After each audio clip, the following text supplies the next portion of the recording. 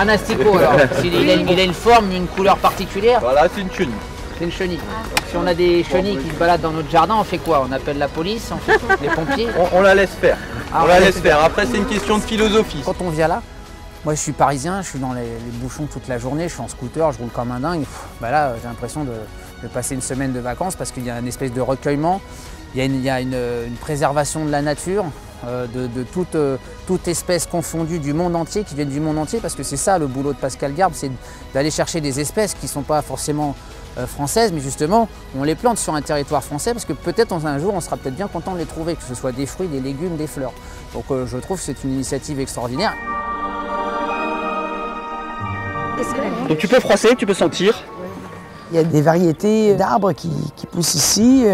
Je pense qu'ils m'ont dit un nombre impressionnant de pommiers pour les poires et tout ça, et pour la mirabelle. Et là, j'en apprends de plus en plus, je trouve ça magnifique. C'est la vie. En réalité, notre terroir, ce qu'on cultive sur la terre, comment on l'entretient, cette terre-là, ça va dire comment nos générations futures.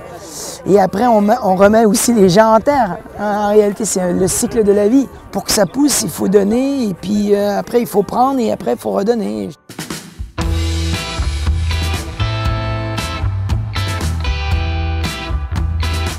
C'est de justement respecter le produit et de le cuisiner de telle manière qu'il soit naturel, mais avec la petite touche du chef, comme on dit.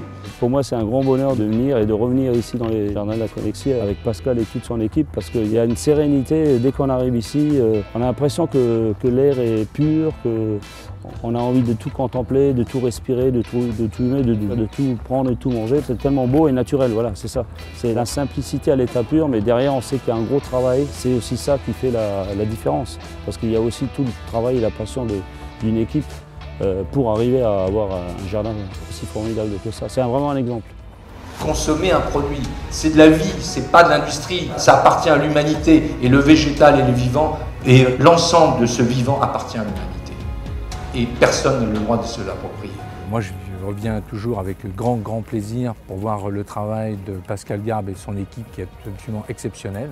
C'est le moyen de passer ces messages qu'il existe entre une plante qui vit et finalement de couper une laitue, de couper un poireau, de couper une herbe pour simplement prolonger la vie de l'autre. Une chose qui est probablement la plus belle richesse de l'humanité, qui est la diversité de la nature.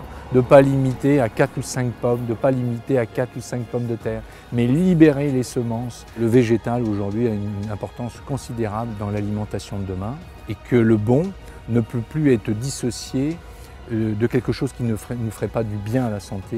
On ne peut pas dissocier le bon également de quelque chose qui ferait du mal à la planète. Et c'est pour ça qu'il y a une véritable bascule de l'écologie dans l'alimentaire.